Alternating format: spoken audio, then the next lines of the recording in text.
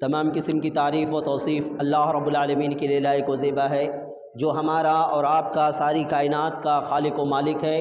درود و سلام نازل ہو محمد عربی صلی اللہ علیہ وسلم پر۔ اللہم صلی علی محمد وعلی آل محمد کما صلیت علی ابراہیم وعلی آل ابراہیم انک حمید مجید۔ اللہم بارک علی محمد وعلی آل محمد کما بارکت علی ابراہیم وعلی آل ابراہیم انک حمید مجید۔ حاضرین جمعہ، میں نے جو آیت کریمہ آپ لوگوں کے سامنے پڑھی ہے اس کا ترجمہ ہے وَلَقَدْ بَعَثْنَا فِي كُلِّ أُمَّةٍ رَسُولًا، کہ تحقیق ہم نے ہر امت کے لیے رسول کو مبعوث کیا۔ ان لوگوں کی دعوت تھی ان اعبدوا اللہ واجتنبوا الطاغوت، کہ اللہ رب العالمین کی عبادت کرو اور طاغوت کی عبادت سے بچو۔ فَمِنْهُمْ مَنْ هَدَى اللَّهُ، تو ان میں سے اللہ رب العالمین نے بہتوں کو ہدایت دیا۔ وَمِنْهُمْ مَنْ حَقَّتْ عَلَيْهِ الضَّلَالَةُ، اور بہت سارے لوگ اس میں ضلالت کے اوپر ثابت قدم رہے۔ فَصِيرُوا فِي الْأَرْضِ فَانظُرُوا كَيْفَ كَانَ عَاقِبَةُ الْمُكَذِّبِينَ، تو آپ زمین کے اندر گھوم کر کے دیکھ لو کہ کیسا انجام ہوا جھٹلانے والوں کا۔ محترم حاضرین، میں نے آپ لوگوں کے سامنے اس جمعے کے لیے عقیدہ توحید کلمۃ لا الہ الا اللہ کا انتخاب کیا ہے، اور اسی کے تحت اسی کے ارد گرد کچھ باتیں میں آپ لوگوں کے سامنے رکھ رہا ہوں۔ اللہ رب العالمین سے دعا ہے کہ الہ العالمین ہم تمام لوگوں کو لا الہ الا اللہ محمد رسول اللہ کلمہ توحید کی جو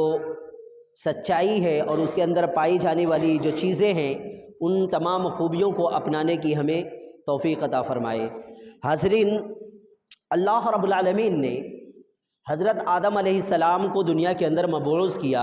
اس وقت سے لے کر کے محمد عربی صلی اللہ علیہ وسلم کے مبعوث کیے جانے تک تمام نبیوں کا دین جو رہا ہے وہ اسلام رہا ہے، اور ان تمام نبیوں کے اندر جو ایک چیز مشترک رہی ہے وہ کلمہ لا الہ الا اللہ کا رہا ہے۔ یعنی تمام نبیوں نے اپنی امتیوں کو من جملہ اسی کی طرف دعوت دی کہ لا الہ الا اللہ کہو، یعنی اللہ رب العالمین کے علاوہ کوئی معبود حقیقی نہیں ہے، اس کی طرف تمام انبیاء نے دعوت دی ہے۔ حضرت آدم علیہ السلام کے زمانے میں ہو سکتا ہے بعض چیزیں ایسی تھیں جو اللہ کے نبی صلی اللہ علیہ وسلم کے زمانے میں نہ رہی ہوں، جیسے مثال کے طور پہ آدم علیہ السلام کے زمانے میں بھائی بہن سے شادی کرنا درست تھا، لیکن اللہ کے نبی صلی اللہ علیہ وسلم کی شریعت میں اس چیز کو ناجائز قرار دیا گیا۔ اور اسی طرح دیگر انبیاء جیسے نوح علیہ السلام کے زمانے میں مشرکین سے شادی کرنا درست تھا، لیکن اللہ کے نبی صلی اللہ علیہ وسلم کی یہ شریعت آتے آتے اللہ رب العالمین نے مشرکین سے شادی بیاہ کو منع کرا دیا۔ یعنی امور اور نواہی کے اندر تمام انبیاء اپنے اپنے زمانے کے حساب سے دعوت دیے، جس زمانے میں جس چیز کی ضرورت محسوس کی گئی اس چیز کی طرف دعوت دیے۔ ان کا یعنی زندگی گزارنے کا جو طریقہ تھا ہو سکتا ہے الگ الگ ہو، لیکن ایک چیز جو قدر مشترک تھی وہ یہ تھی کہ لا الہ الا اللہ، یہ کلمہ تمام انبیاء کے درمیان میں من جملہ مشترک تھی۔ تمام انبیاء نے، آپ سورہ اعراف اٹھا کے پڑھ لیں، نبیوں کا تذکرہ ہے، سورہ قصص میں پڑھ لیں نبیوں کا تذکرہ ہے، سورہ انبیاء پڑھ لیں نبیوں کا تذکرہ ہے، سورہ شعراء پڑھ لیں نبیوں کا تذکرہ ہے، ان تمام سورہ کے اندر ہے، سورہ صافات پڑھ لیں اس کے اندر بھی نبیوں کا تذکرہ ہے۔ ان تمام نبیوں نے ایک چیز کی دعوت دی، کیا دی؟ ان اعبدوا اللہ، کہ تمام کے تمام لوگ کیا کرو؟ اللہ رب العالمین کی عبادت کرو۔ یہ تمام نبیوں کی دعوت تھی، اور ہم مسلمانوں کو بھی اللہ رب العالمین نے اسی کا مکلف بنایا ہے کہ ہم بھی اللہ رب العالمین کی عبادت کریں اور لوگوں کو اللہ رب العالمین کی طرف بلائیں۔ یہ ہمارا بھی مشن ہے، ہمارے لیے بھی اللہ رب العالمین نے اسی چیز کو فرض قرار دیا ہے کہ تم بھی اللہ کی عبادت کرو گے اور لوگوں کو بھی اللہ کی عبادت کی طرف بلاؤ گے۔ اللہ رب العالمین نے ایک دوسری آیت کے اندر کہا وَمَا أَرْسَلْنَا مِن قَبْلِكَ مِن رَسُولٍ إِلَّا نُوحِي إِلَيْهِ أَنَّهُ لَا إِلَهَ إِلَّا أَنَا فَاعْبُدُونِ، کہ اے لوگو وَمَا أَرْسَلْنَا مِن قَبْلِكَ، نبی سے کہا جا رہا ہے کہ ہم نے آپ سے پہلے جتنے بھی انبیاء کو بھیجا اس کی طرف اسی بات کی وحی کی گئی کہ تم لوگوں سے کہو لا الہ الا انا فاعبدون، کہ اللہ کے علاوہ کوئی معبود نہیں ہے اور اللہ ہی کی عبادت کی جائے گی۔ یعنی دونوں آیتوں کو آپ ملا کر کے دیکھیں گے تو آپ کو یہ بات سمجھ میں آئے گی کہ تمام انبیاء کی جو دعوت رہی ہے وہ عقیدہ توحید کی رہی ہے۔ تمام انبیاء نے لوگوں کو لا الہ الا اللہ کی دعوت دی ہے، اور تمام انبیاء کے اندر یہ دعوت مشترک رہی ہے۔ ایسا نہیں ہے کہ آدم علیہ السلام کے زمانے میں یہ عقیدہ توحید کو دوم درجہ دیا گیا ہو، یا نوح کے زمانے میں اس کو سوم درجہ دیا گیا ہو، اور اسی طرح سے دیگر انبیاء کے زمانے میں اس کو نیچے کے طبقے میں درجہ دیا گیا ہو، اور نماز کو پہل کر دیا گیا ہو، یا زکوٰۃ کو پہلے کر دیا گیا ہو، یا دیگر اچھائی کے کاموں کو پہلا کر دیا گیا ہو۔ نہیں، تمام انبیاء نے پہلی فرصت میں اور پہلے وقت میں سب سے پہلی جو دعوت دی وہ کیا تھی؟ لا الہ الا اللہ محمد رسول اللہ کی۔ تمام انبیاء اپنے زمانے کے اندر اسی چیز کی دعوت دیتے رہے کہ لا الہ الا اللہ کہو۔ حضرات گرامی، اس سے ہمیں عقیدہ توحید کی اساس یعنی اس کی بنیاد ہونے کا پتہ چلتا ہے کہ عقیدہ توحید جو ہے انسان کی اساس ہے، یہ دین کی بھی اساس ہے، دین کی بھی بنیاد ہے، اسلام کی یہ اساس ہے۔ دیگر تعلیمات جتنی بھی ہیں ان تمام تعلیمات کی اہم جڑ اور بنیاد یہی کلمہ توحید ہے۔ اس کلمہ توحید کے علاوہ آپ کی نمازیں بھی درست نہیں ہے۔ اس کلمہ توحید کو آپ چھوڑ کر کے دیگر چاہے جتنے اچھے کام کر جائیں، لیکن اس کے باوجود آپ ہر کام اچھے کر جائیں، لا الہ الا اللہ آپ کے دل کے اندر پیوست نہیں ہے، اس کے مطابق آپ کی زندگی نہیں ہے، اس کے مطابق آپ کے اعمال نہیں ہیں، تو آپ کے ساری اچھائیاں بیکار ہو جائے گی۔ کیونکہ اللہ تبارک و تعالیٰ نے اللہ کے نبی صلی اللہ علیہ وسلم کو قرآن مجید کے اندر خطاب کرتے ہوئے کہا کہ اگر آپ اور آپ سے پہلے نبی سے بھی نعوذ باللہ شرک کا سرزد ہو جانا ثابت ہو جائے تو آپ کے تمام اعمال برباد کر دیے جائیں گے۔ یعنی عقیدہ توحید آپ کے اندر نہیں ہے تو آپ کے سارے اعمال برباد ہیں۔ لا الہ الا اللہ کو آپ نہیں سمجھتے ہیں تو آپ کی ساری اچھائیاں خراب ہو جائیں گی۔ تو عقیدہ توحید کی یہ اہمیت ہے اور یہ ہر زمانے میں رہا ہے۔ ایک مرتبہ حضرت موسیٰ علیہ السلام نے اللہ رب العالمین سے درخواست کی کہ الہ العالمین کہ آپ مجھے ایسے کلمے کی طرف رہنمائی کریں جو میرے درجات کو بلند کر دیں، میرے لیے فائدہ مند ہو۔ تو اللہ رب العالمین نے موسیٰ علیہ السلام سے کہا کہ اے موسیٰ تم لا الہ الا اللہ کا ورد کرو۔ موسیٰ علیہ السلام نے کہا کل عبادک یقولون، اے اللہ آپ کے تمام بندے تو اس کا ذکر کرتے ہیں، یعنی لا الہ الا اللہ تو آپ کے تمام بندے پڑھتے ہیں، پھر میں بھی پڑھوں تو اس میں میری خصوصیت کیا ہوگی؟ تو اللہ رب العالمین نے جواب دیا موسیٰ علیہ السلام کو کہ زمین و آسمان کے اندر، زمین کے اندر اور آسمان ان دونوں کے اندر جتنی بھی چیزیں ہیں اگر ایک ترازو کے ایک پلڑے میں رکھ دیا جائے اور لا الہ الا اللہ کو ایک پلڑے کے اندر رکھ دیا جائے تو لا الہ الا اللہ کا پلڑا بھاری ہو جائے گا اور دنیا کی تمام چیزیں نیچے ہو جائے گی۔ تو اس طرح سے ہمیں اندازہ ہوتا ہے کہ اللہ رب العالمین نے موسیٰ علیہ السلام کو جو کلمہ سکھایا وہ لا الہ الا اللہ تھا، اور یہ اس کی اہمیت ہے کہ اللہ رب العالمین نے موسیٰ علیہ السلام کو کہا کہ یہ دنیا کی تمام چیزوں سے بڑھ کر کے لا الہ الا اللہ ہے۔ میرے محترم، اسی طرح سے اللہ کے نبی صلی اللہ علیہ وسلم نے ایک مرتبہ حضرت ابی بن کعب جو بڑے اچھے قاری تھے، قرآن مجید کی بہت زیادہ ان کے اندر مہارت پائی جاتی تھی، بسا اوقات اللہ کے نبی صلی اللہ علیہ وسلم ابی بن کعب سے کہتے کہ اے ابی بن کعب تم قرآن مجید مجھے پڑھ کے سناؤ، تمہاری زبان سے مجھے سننا پسند ہے۔ تو اس طرح سے اللہ کے نبی نے ایک دفعہ سوال کیا اے ابی بن کعب تم بتاؤ کہ قرآن مجید کی جتنی آیتیں ہیں ان تمام آیتوں میں سب سے بہتر آیت اور اہمیت کا حامل آیت کون سی ہے؟ ابی بن کعب تھوڑی دیر کے لیے خاموش ہوئے۔ خاموش ہونے کے بعد میں سوچنے لگے کہ قرآن مجید 6000 سے زیادہ آیتیں، ان تمام میں سب سے افضل آیت کون سی ہو سکتی ہے؟ تو آپ نے سوچ کر کے کہا آیت الکرسی۔ آپ نے کہا اللہ لا الہ الا هو الحی القیوم، یہ جو آیت الکرسی ہے یہ قرآن مجید کی سب سے اہم آیت ہے۔ اللہ کے نبی نے ابی بن کعب کا پیٹھ تھپ تھپائی اور کہا کہ تم نے صحیح راہ کو چنا۔ یعنی اللہ کے نبی صلی اللہ علیہ وسلم نے آپ کی بات کی تصدیق کی کہ یہ آیت الکرسی جو ہے قرآن مجید کی سب سے اہم آیت ہے۔ اب ہمیں یہاں پہ غور کرنا ہے کہ یہ اہم کس بنیاد پر ہے؟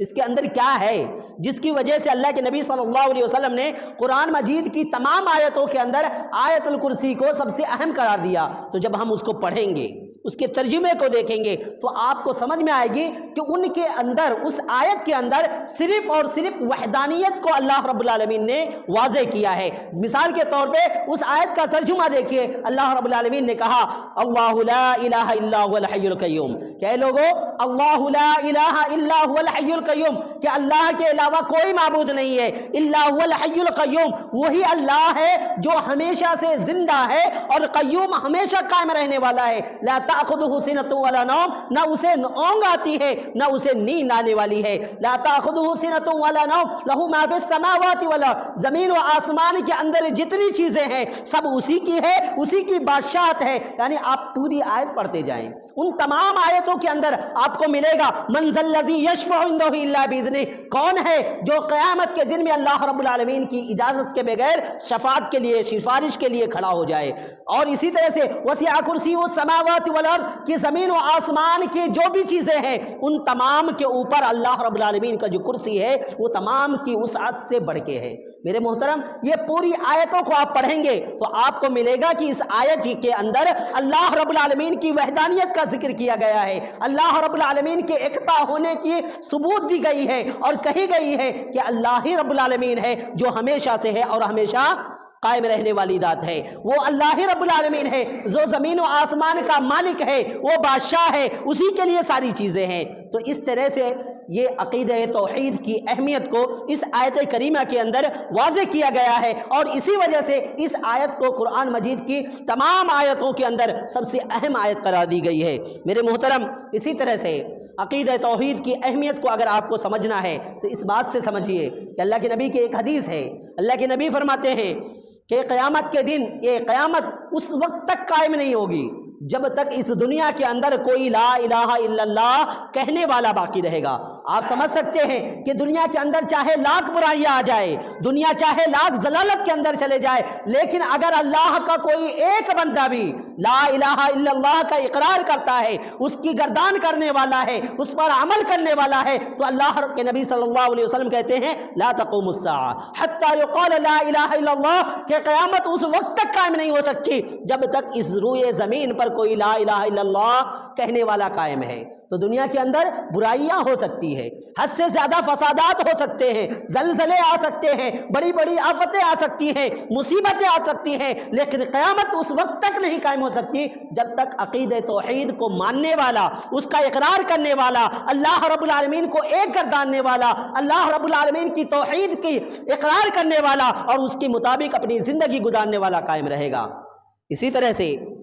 آپ کو عقیدہ توحید کی اہمیت کو جاننا ہے تو اللہ کے نبی صلی اللہ علیہ وسلم کی جو تمام زندگی ہے ان میں سے وہ 13 سالہ مکی زندگی کو دیکھنا ہوگا کہ اللہ کے نبی صلی اللہ علیہ وسلم کی وہ 13 سالہ زندگی جہاں پر شرک کی عبادت، بتوں کی عبادت کی جا رہی ہے، وہ قوم کے سامنے آپ آ رہے ہیں جن کے اندر ہر طرح کی برائیاں پائی جاتی ہے، سب سے بڑے وہ لڑاکو ہیں، سب سے بڑے جوئے باز ہیں، سب سے بڑے رشوت خور ہیں، سب سے زیادہ برائی کے اندر ملوث ہے، اور ملوث ہی نہیں ہے بلکہ اس کو اپنے لیے فخر کی بات سمجھتے ہیں۔ اس کے باوجود اللہ کے نبی صلی اللہ علیہ وسلم آتے ہیں تو آنے کے بعد میں غار حرا سے جو پہلی پیغام آپ دیتے وہ کیا ہوتا ہے؟ آپ صلی اللہ علیہ وسلم کہتے ہیں یا ایھا الناس قولوا لا الہ الا اللہ تفلحوا تملکوا العرب والعجم، کہ اے لوگو تم لا الہ الا اللہ کا اقرار کر لو، تمہیں اللہ رب العالمین عرب کی بھی بادشاہت عطا کرے گا اور عجم کی بھی بادشاہت عطا کرے گا۔ میرے محترم، لوگوں نے ان باتوں کو سنا،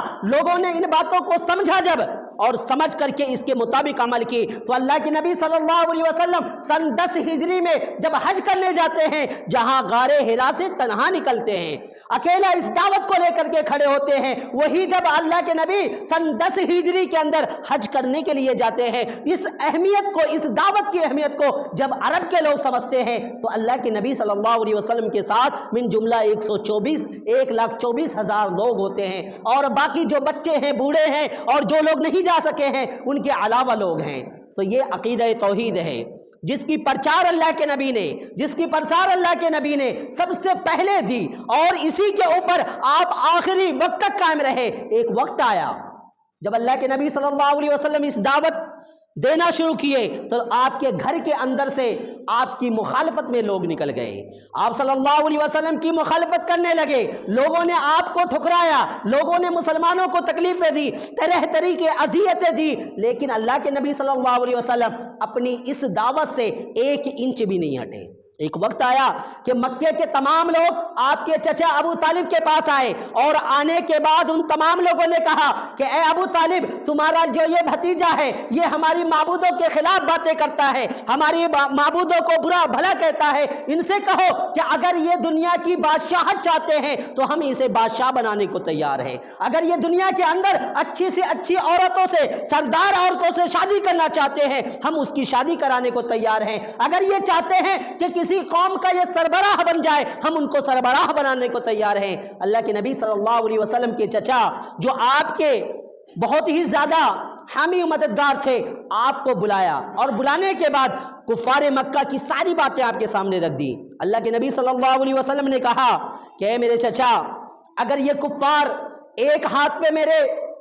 سورج رکھ دے اور دوسری ہاتھ پہ میرے چاند رکھ دے، اور اس کے باوجود یہ کہے کہ میں دعوت توحید نہ دوں، اللہ رب العالمین کی طرف نہ بلاؤں، تو یہ میرے سے نہیں ہو سکتا ہے۔ اور یہی لوگ ہیں جو اللہ رب العالمین نے ان لوگوں کے قول کو نقل کیا، کہا وَدُّوا لَوْ تُدْهِنُ فَيُدْهِنُونَ، یہ لوگ چاہتے ہیں کہ آپ عقیدہ توحید کے اندر ڈھلائی دیں، آپ نرمی بنتے، تاکہ آپ نرمی برتیں گے تو یہ لوگ بھی نرمی برتیں گے۔ تو اللہ رب العالمین نے کہا وَلَا تُطِعْ كُلَّ حَلَّافٍ مَّهِينٍ، ان رذیل، ان کمینوں کی باتوں میں آپ نہ آئیے۔ اسی طرح سے ایک وقت آیا جب نبی صلی اللہ علیہ وسلم کو لالچ دی گئی کہ اے نبی، آپ ہماری معبود کی 6 مہینہ عبادت کریں، ہم آپ کی معبود کی 6 مہینہ عبادت کریں گے، یعنی آپ کہ اللہ کی عبادت ہم 6 مہینہ کریں گے اور آپ ہماری معبود کی 6 مہینہ عبادت کریں۔ اللہ رب العالمین نے کہا یہ ممکن نہیں ہو سکتا، سورت نازل کی، کہا قل یا ایھا الکافرون لا اعبد ما تعبدون ولا انتم عابدون ما اعبد ولا انا عابد ما عبدتم ولا انتم عابدون ما اعبد لکم دینکم ولی دین۔ کہنے کا مقصد یہ ہے کہ نبی کریم صلی اللہ علیہ وسلم نے اس مکی دور کے اندر شراب کو برداشت کیا، اس مکی دور کے اندر سود کو برداشت کیا، اس مکی دور کے اندر زناکاری ہوتے ہوئے آپ نے دیکھا، اس مکی دور کے اندر لوگوں کو آپس میں لڑتے دیکھا، بڑی بڑی برائیاں کرتے دیکھی، لیکن آپ نے کبھی بھی ان باتوں کی طرف توجہ نہیں دی، اگر توجہ دی تو وہ عقیدہ توحید تھی۔ آپ نے لوگوں کو دعوت دیا تو عقیدہ توحید کی دعوت دی، اللہ رب العالمین کی طرف دعوت دی، اور آپ اسلام کی پوری شریعت کو اٹھا کے دیکھ لیں، آپ کو ملے گا کہ نماز فرض کی گئی بھلے سے مکی زندگی کے اندر، لیکن پورے ارکان اس کے مدینی زندگی کے اندر اس کو واضح کیے گئے، زکوٰۃ مدینے کے اندر فرض کی گئی، روزے کو مدینے کے اندر فرض کی گئی، حج کو مدینے کے اندر فرض کی گئی، رشوت کو مدینے کے اندر حرام قرار دیا گیا، اور دیگر تمام امور کو اللہ رب العالمین نے مدینے کے اندر حرام کیا۔ مکے کے اندر یہ تمام چیزیں نہیں تھی۔ اللہ کے نبی صلی اللہ علیہ وسلم مکے کے اندر ڈٹ کر کے صرف اور صرف عقیدہ توحید کی دعوت دیے، اللہ رب العالمین کی طرف لوگوں کو بلایا، اللہ کی وحدانیت کی طرف بلایا، اور اپنی زندگی کے اندر جان ہتھیلی پہ رکھ لی، اپنی زندگی کے اندر جان ہتھیلے پہ رکھ دی۔ صحابہ کرام کو لوگوں نے ستایا، اتنا ستایا کہ صحابہ کرام کی زبان سے اللہ کے نبی صلی اللہ علیہ وسلم کے سامنے شکایتیں آنے لگی، اے اللہ کے نبی، یہ لوگ ہمیں اتنا زیادہ ستاتے ہیں، ایسی تکلیفیں دیتے ہیں۔ اللہ کے نبی نے کیا کہا؟ اللہ کے نبی نے کہا کہ تم سے پہلی قوموں کو آرے سے چیر دی گئی، اور ان کو کینچیوں سے کاٹ دیا گیا، ان کو تپتی ریت کے اندر لٹا دیا گیا، آگ کے اندر جلا دیا گیا، لیکن اس کے باوجود ان لوگوں نے عقیدہ توحید کو نہیں چھوڑا۔ کلمہ لا الہ الا اللہ کی وحدانیت کو پہچاننے کے بعد، اس کے اقرار کرنے کے بعد، اس سے کبھی بھی روگرداں نہیں ہوئے، یعنی کبھی بھی ایسا نہیں آیا کہ ان کی جان جا رہی ہو اور اپنی جان کے بدلے میں وہ معافی چاہتا ہو کہ مجھے معاف کر دو، ہم تمہاری معبود کی عبادت کرنے کو تیار ہیں۔ الغرض یہ کہ یہ حالات تھے مسلمانوں کے، اور اللہ کے نبی صلی اللہ علیہ وسلم نے ان حالات کے اندر بھی بڑے نازک حالات تھے۔ آپ نے پڑھا ہوگا سمیہ کے ساتھ میں کیا کیا گیا، عمار کے ساتھ میں کیا کیا گیا، آل یاسر کے ساتھ میں کیا کیا گیا، بلال حبشی کے ساتھ میں کیا کیا گیا، ایک ایک کو اٹھا کے دیکھ لے، ساری کی زندگی پڑھ کر کے دیکھ لے، حد سے زیادہ ستایا گیا، لیکن زبان سے اگر کوئی چیز نکلی تو وہ کیا تھی؟ احد احد، اللہ ایک ہے، اللہ ایک ہے۔ یہ ان کے حالات تھے، یہ عقیدہ توحید کی مضبوطی تھی، اس پر ان لوگوں کی استقامت تھی، اور ان تمام چیزوں کو وہ چھوڑنے کو تیار تھے، لیکن عقیدہ توحید کو اور اس کے بدلے میں کوئی اور چیز لینا کبھی بھی گوارا نہیں کیے۔ اور یہی وجہ ہے کہ اللہ کے نبی صلی اللہ علیہ وسلم اس وقت تک عقیدہ توحید کی دعوت دیتے رہے جب سن 8 ہجری کے اندر مکہ فتح ہوا۔ اللہ کے نبی صلی اللہ علیہ وسلم مکہ کے اندر داخل ہوئے، فاتح کے حیثیت سے داخل ہوئے، تو آپ جانتے ہیں کہ اللہ کے نبی نے سب سے پہلا کام وہاں پہ کیا کیا؟ اللہ کے نبی صلی اللہ علیہ وسلم نے مکے کے اندر رکھے ہوئے 360 بتوں کو اپنی اس چھڑی سے، اس لکڑی سے ایک ایک کر کو ٹھوکر مار کر کے گرایا۔ تمام چیزوں کو آپ صلی اللہ علیہ وسلم نے اپنے ہاتھوں سے گرا کر کے صاف کروایا۔ اور یہی نہیں بلکہ مکہ فتح ہونے کے بعد آس پاس کے ملکوں کے اندر، آس پاس کے جو گاؤں تھے اس کے اندر اگر کوئی بت تھا اس کے لیے صحابہ کرام کو مبعوث کیا۔ مثال کے طور پہ حضرت خالد بن ولید کو اللہ کے نبی صلی اللہ علیہ وسلم نے طائف بھیجا۔ طائف کے اندر ایک بت تھا، وہ بت عبد العزا، عزا کے نام سے تھا۔ عزا وہ بت وہ لوگ عبادت کرتے تھے۔ حضرت خالد بن ولید کو اللہ کے نبی صلی اللہ علیہ وسلم نے بھیجا کہ جاؤ طائف، وہاں جو عزا نامی بت ہے تم اپنی ہاتھوں سے اس کو گراؤ۔ اللہ کے نبی صلی اللہ علیہ وسلم کی اس فرمان کو پا کر کے حضرت خالد بن ولید طائف گئے، اور جانے کے بعد میں جب اس بت کو گرانے لگے لوگوں نے واویلا مچانا شروع کر دیا، شور مچانا شروع کر دیا، کہنے لگے کہ کچھ ہو جائے گا، آفتیں آ جائے گی۔ اور حضرت خالد کہتے ہیں جب میں اس بت کو گرا رہا تھا تو اس کے اندر سے آوازیں آ رہی تھی، اور جب میں یہ بات اللہ کے نبی کو آ کے بتایا تو اللہ کے نبی نے کہا یہ عزا تھی جو آوازیں لگا رہی تھی، یعنی اس کے اندر وہ شیطان، وہ جن تھا جو لوگوں کو اپنی طرف متوجہ کرنے کے لیے آوازیں لگاتا تھا۔ لوگ سمجھتے تھے کہ اس بت کے اندر سے آوازیں آ رہی ہے۔ میرے محترم، کہنے کا مطلب یہ ہے کہ اللہ کے نبی صلی اللہ علیہ وسلم نے اپنی زندگی کے اندر ساری چیزیں کو اللہ کے نبی نے ایک محدود وقت تک برداشت کیا، لیکن توحید کی دعوت دینے سے آپ نے کبھی بھی نہیں کترائے۔ اللہ کے نبی صلی اللہ علیہ وسلم کا بڑا مشہور واقعہ ہے یہ طائف والا، کہ حضرت عائشہ بیان کرتی ہیں، کہتی ہیں اے اللہ کے نبی صلی اللہ علیہ وسلم آپ بتائیے آپ کی زندگی کے اندر سب سے مشکل وقت کون سا تھا؟ سب سے مشکل وقت کون سا تھا؟ اللہ کے نبی صلی اللہ علیہ وسلم ہو سکتا تھا نام لیتے کہ جنگ احد میں میری دانت کو شہید کر دی گئی، ہو سکتا تھا آپ کہتے کہ مجھے لوگوں نے نماز کی حالت میں اوجھڑیاں لا کر کے رکھ دی، ہو سکتا تھا آپ کہتے کہ لوگوں نے مجھے فندہ ڈال کر کے مارنا چاہا، یہ میرے لیے مشکل وقت تھا۔ لیکن اللہ کے نبی نے کہا کہ عائشہ میرے لیے سب سے مشکل وقت وہ تھا جب مجھے طائف کے اندر لوگوں نے مار کر کے بھگایا اور میں ایک باغ کے اندر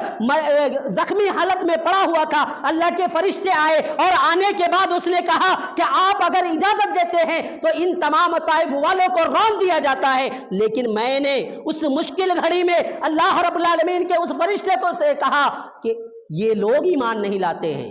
ہو سکتا ہے کہ ان کے بعد والی قوم، ان کے جو بیٹے ہیں وہ لوگ آئیں گے تو وہ لوگ نسلیں ان کی ایمان لائیں گے۔ اور طائف کے وقت میں فتح مکہ کے بعد سارے طائف والے مسلمان ہو گئے۔ تو یہ اللہ کے نبی صلی اللہ علیہ وسلم نے کس چیز کی بنیاد پر یہ تمام چیزیں کو برداشت کی؟ عقیدہ توحید کو پھیلانے کے لیے۔ میرے محترم،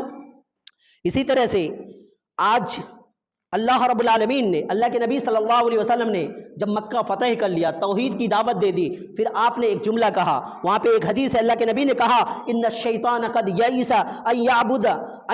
فی جزیرۃ العرب، کہ شیطان مایوس ہو گیا ہے کہ اب اس کی عبادت جزیرۃ العرب میں کوئی کرے۔ یعنی اللہ کے نبی صلی اللہ علیہ وسلم نے ایک طرح سے خوشخبری دی کہ جزیرہ جو عرب ہے اس کے اندر اللہ رب العالمین کے علاوہ کسی اور کی عبادت کبھی نہیں کی جائے گی۔ اور آج ہم دیکھتے ہیں کہ دنیا کے جتنے بھی ممالک ہیں ان تمام ملکوں کے اندر اگر سب سے پاک باز ملک ہے جو صرف اور صرف توحید کی دعوت دیتی ہے وہ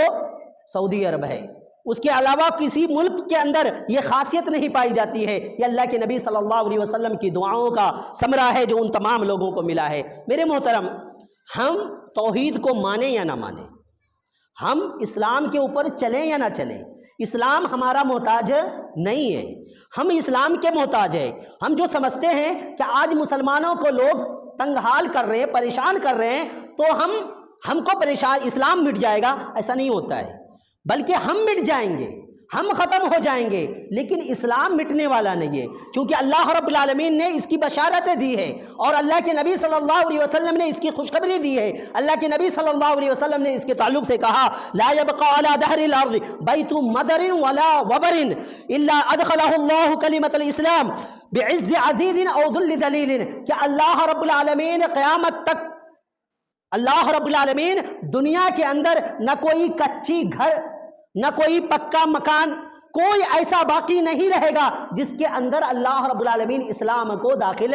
نہیں کرے گا۔ یعنی یہ خوشخبری ہے، اسلام کے تحت بشارتیں ہیں۔ مسلمان پریشان ہیں لیکن اسلام پریشان نہیں ہے۔ آج ہم کو تکلیف ہو رہی ہے، ہماری جسمانی حالت کو تکلیف ہو رہی ہے، ہم کو تکلیف دی جا رہی ہے، لیکن اسلام کو اگر لوگ چاہیں تکلیف دینا، تکلیف نہیں دے سکتے ہیں۔ اسلام کا کلمہ ہر گھر کے اندر داخل ہو کر کے رہے گا، وہ چاہے کچا گھر ہو یا پکا گھر ہو۔ اس سے مراد یہ ہے کہ اسلام کونے کونے کے اندر جا کر کے رہے گا اور اسلام کا کلمہ تمام لوگوں کے کانوں کے اندر پہنچ کر کے رہے گا، آپ مانے یا نہ مانے، لیکن اسلام وہاں تک پہنچ ہی کے رہے گا۔ اور اسی چیز کو اللہ رب العالمین نے قرآن مجید کے اندر کہا هو الذی ارسل رسولہ بالہدی ودین الحق لیظہرہ علی الدین کلہ ولو کرہ المشرکون، کہ وہی اللہ ہے جس نے ایسے نبی کو بھیجا ہے، ایسے دین دے کر کے بھیجا ہے کہ مشرکین نہ چاہتے ہوئے بھی وہ دیکھیں گے کہ دین کا جو اظہار ہے ساری جگہوں پہ اللہ رب العالمین نے کر رکھا ہے۔ لوگ ناپسند کرتے ہیں اسلام کو،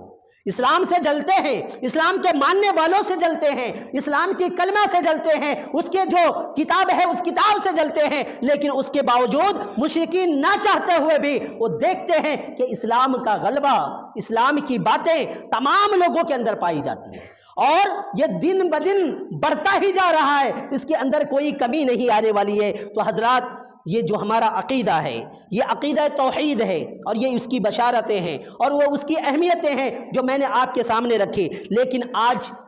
ہم مسلمان کمزور ایمان والے، جس کے دلوں کے اندر عقیدہ راسخ نہیں ہوا ہے، جس کے دل عقیدہ کو لے کر کے اب تک مکمل نہیں ہے، وہ کلمہ لا الہ الا اللہ کو نہیں سمجھتے ہیں۔ ہم نے پڑھا، دیکھا، اور ویڈیو کے ذریعے سے، سوشل میڈیا کے ذریعے سے، اور دیگر اخبارات کے ذریعے سے، جرائد کے ذریعے سے، کہ مسلمانوں نے ہندوؤں کے ان مشرکانہ جو شرک کے مظاہر کھلے عام ہوئے ہیں، اس کے اندر مسلمانوں نے اپنی قیمتی تحائف کو دیے ہیں۔ ہم نے پڑھا کہ کئی مسلمانوں نے پیتل کا بہت سارا سامان گفٹ کیا ہے۔ ہم نے پڑھا کہ کئی مسلمانوں نے اپنے سکے کو بنائے ہیں جس کے اوپر ایک ان کا بھگوان ہے تو دوسری طرف ہمارے حکومت وقت کا سربراہ ہے، اس سکے کے اندر چھاپ کر کے مسلمانوں نے گفٹ کیے ہیں۔ ہم نے پڑھا ہے کہ کئی گائیکاروں نے گانا گا گا کر کے، رام کی بھجن کر کر کے ان تمام لوگوں کو خوش کرنا چاہا ہے، اور مسلمان آج کے زمانے کے اندر چاہتے ہیں کہ ہم کس طرح گر جائے، اس قدر ہو جائے، اس طرح مل جائے کہ وہ ہم سے خوش ہو جائے۔ لیکن اسلام کہتا ہے کہ تم جب تک اس کی دین میں نہیں داخل ہو جاؤ گے اس وقت تک یہ لوگ تم سے خوش ہونے والے نہیں ہیں۔ تو آپ اپنے اسلام پہ قائم رہو۔ آپ اس ملک کے اندر رہتے ہیں جسے اپنے ملک کے اندر رہتے ہوئے اپنے مذاہب پہ عمل کرنے کا پورا حق ہے، آپ اس حق کا استعمال کرو۔ آپ ڈر کے مارے، آپ اپنے آپ کو بزدل گردانتے ہوئے ان لوگوں کے جو عیدیں ہوتی ہیں ان میں شرکت کرتے ہیں، ان لوگوں کے جو تہوار ہوتے ہیں اس کے اندر ہم شرکت کرتے ہیں، اور یہی نہیں بلکہ ہم اس کی باتوں کے اندر آ کر کے ہم اس کے اندر جیسے کرنے چاہتے ہیں۔ آپ نے پڑھا ہوگا کئی مساجد کے اندر مولاناؤں نے یہ اعلان کیا کہ ہم 22 تاریخ کو کیا کریں گے، یہ ورد کریں گے، یعنی رام رام جپیں گے، اور کئی نے کہا کہ ہم اس کے لیے اپنے مساجد کو چراغاں کریں گے، یعنی خوشیاں منائیں گے۔ میرے بھائی، یہ ایمان کی کمزوری ہے، یہ عقیدہ توحید کی کمزوری ہے، یہ اسلام کو نہ سمجھنے کی وجہ سے ہے کہ ہم حقیقت میں اسلام کو نہیں سمجھ رہے، ہم توحید کو نہیں سمجھ رہے۔ اگر اس چیز کو ہم سمجھ جائیں تو یقین مانیے کہ دنیا کے اندر اگر اللہ رب العالمین نے آپ کو دولت سے نہیں نوازا ہے کوئی بات نہیں، آپ کو مالدار نہیں بنایا ہے کوئی بات نہیں، آپ دنیا کے طاقتور مخلوق نہیں ہے کوئی بات نہیں، لیکن اللہ کا شکر ادا کریں کہ اس پاک پروردگار نے کلمہ لا الہ الا اللہ سے آپ کو نوازا ہے، کلمہ توحید آپ کو دیا ہے، آپ اس پر عمل کرنے والے ہیں، اس اللہ کو ماننے والے ہیں جس اللہ کی ساری خلقت ہے، جس اللہ کے لیے ساری یہ تمام ملکیں ہیں، اس اللہ کے ماننے والے ہیں۔ ہو سکتا ہے ہم مالدار ہوں، کتنے سال جی لیں گے،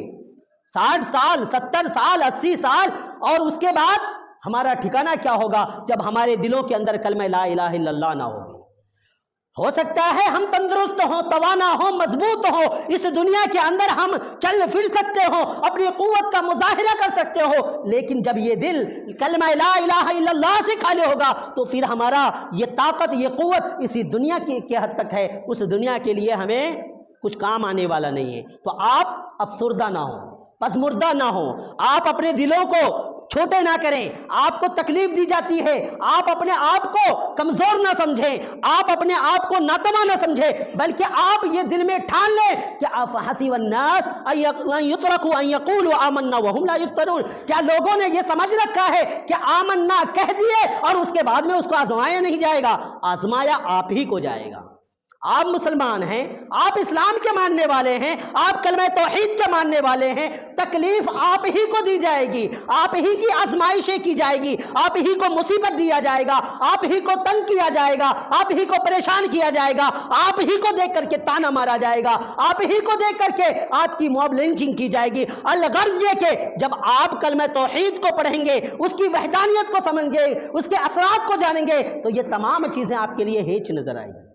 کیونکہ یہ زندگی کے اندر وہ جو چاہیں کر لیں،